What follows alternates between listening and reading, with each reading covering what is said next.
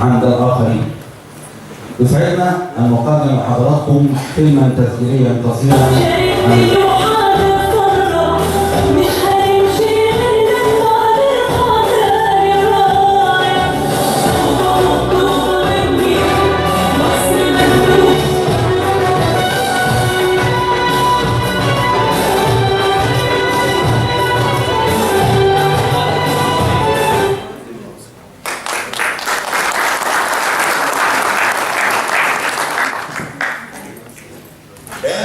ائتلاف شباب ضد الإرهاب. طبعا جدير بالذكر ان اشكر معالي السيد الرئيس عبد الفتاح السيسي رئيس الجمهوريه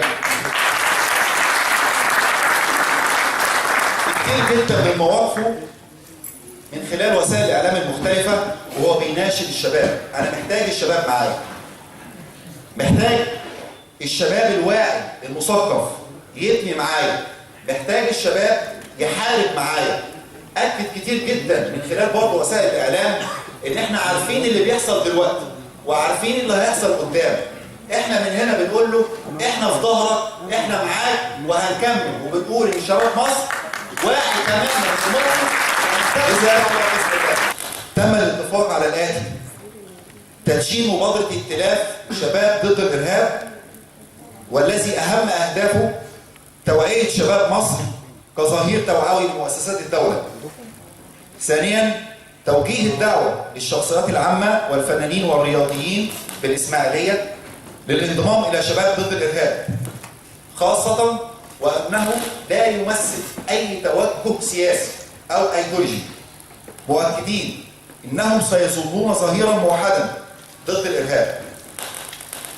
هذا وقد حرص شباب من مختلف الاحزاب المدنيه والمستقلين والمجتمع المدني بالاسماعيليه على ان يجمعهم هدف اسمى بعيدا عن التوجه الحزبي وخاصه الانتخابات البرلمانيه.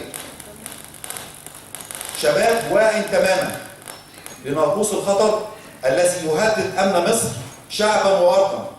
شباب اقسم على ان يتحدى ويتصدى لكل اشكال العنف والارهاب ولكل من تسول له نفسه الاعتداء على وطننا الحبيب، وذلك بالفكر والعلم المستنير قولا وعملا. والذي يعلن الان عن بدء اولى فعاليات شباب ضد الارهاب بمكتبه مصر العامه، والذي يناقش اهم المبادئ والقيم الاسلاميه ودور الكنيسه المصريه في احباط محاولات التفتيت لنسيج الوطن الواحد. كما نؤكد على التوعيه الخاصه بالامن القومي ومكافحه الارهاب.